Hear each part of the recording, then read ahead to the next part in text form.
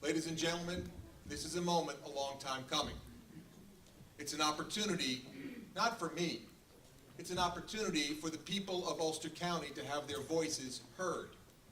This is a unique opportunity because it's a chance for us to have high-level representatives from the DEP and DEC in one room, and the ability to be able to listen to them and to also to talk to them. I want to thank Carter Strickland, the Commissioner of the DEP for New York City, for joining us tonight. And I want to thank Mark Gersman, again, the Deputy Commissioner for the DEC, the State DEC, for joining us as well. And again, thank each and every one of you for attending tonight. Before I open it up to, and give the same courtesy again to the DEP and the DEC, I'd like to have a few words as a lifelong resident of Ulster County. You know, there are three issues that I believe we have to touch base on tonight. Actually, there's probably much more, but there's three that I'll touch on. First and foremost, unnatural flooding in Wawarsing.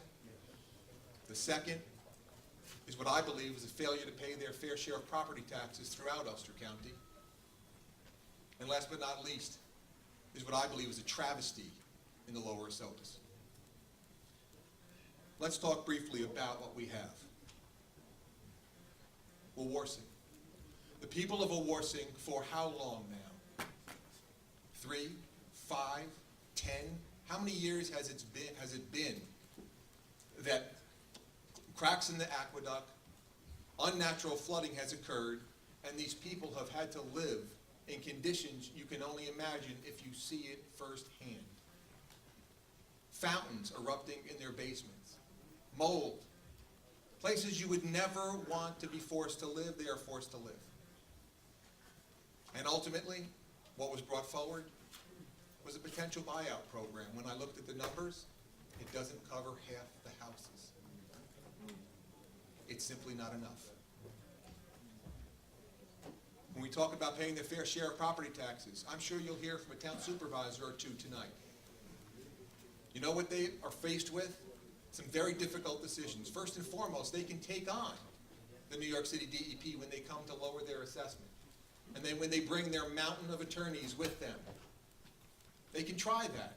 And it will cost them hundreds of thousands of dollars and drive them to a place near bankruptcy. It's the same money, by the way, that would be used to pay for roads, plows, local shares of taking care of a whole host of issues to serve local people. So they have to make a choice. They can either fight them in court, or they can somehow settle for something less than their fair share. Well, the problem is, when they pay less than their fair share, the people of Ulster County have to pay more than their fair share, and what it results in is Ulster County residents subsidizing New York City water rates, and that is fundamentally unfair, and what I have said, it's un-American.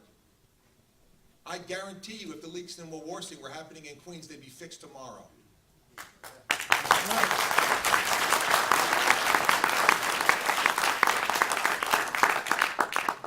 Now let's talk about the Lower Esopus. The people along the Lower Esopus have had to make some very interesting choices. The choices that they have to make is, are they going to be okay with being flooded on a very regular basis because the Metropolitan New York City DEP decides to keep the water levels in the reservoir simply too high? And why are they too high? Is it because they haven't undertaken major conservation efforts in the city? I don't know. Is it because they have significant loss of water on the way to New York City? I don't know. What I do know is this. Every time there's a major storm, the people along the Lower Esopus are flooded, and it's simply unacceptable. So what's the other choice? The other choice they have left us with, again, it's mud or flood. So the other choice is 600 million gallons of concentrated muddy water flowing down the Lower Esopus and spewing into the Hudson River. It's not water that makes it to New York City. I guess it's severely diluted maybe when it gets there, but I'll tell you what happens to that water. It makes a right-hand turn, heads down the Hudson River, and runs flat into the drinking water intake for the town of Esopus. Can I ask you a question? When did the health of a child in Esopus in Ulster County become less important than a child in Manhattan?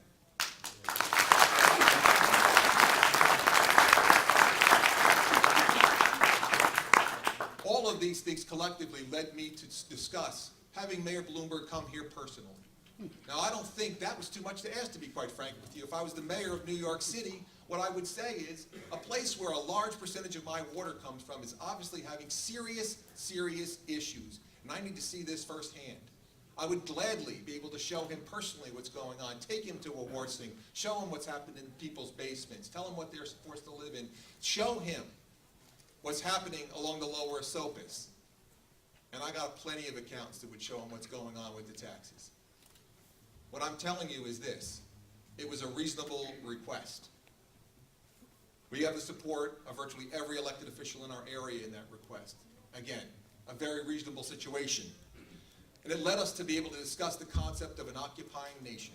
You see, what we have here is very different than many other places in our nation. We have another municipality that rules over us in many, many ways. Now let's talk about this occupying nation concept. What does an occupying nation do? It comes in, brings their own police force, right? Sound familiar? Yes. It doesn't follow local rules and regulations. It follows their own rules and regulations. You know what else it does? It extracts a natural resource far below the amount of money it would draw in the fair market value. And then you know what it does? It stands on the indigenous people.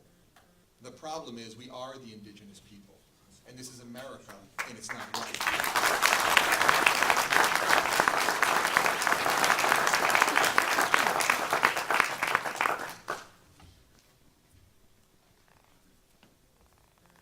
Now, I want to thank you all for coming tonight.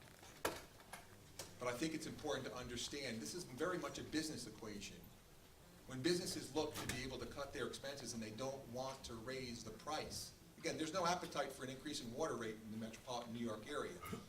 Then what the business does is it stands on its supply chain. It squeezes the weakest links and forces it to do everything for less money. And that's where they get the money out of it, because it has to come from someplace. The problem, again, we are the supply chain. So what we're hoping for is to have a significant change in the relationship between the people of Ulster County and the people of New York City. But it's not the people of New York City, because we fully embrace the importance of providing water to 9 million neighbors. We get it. We love that New York City is a spectacular place. We root for the Giants too.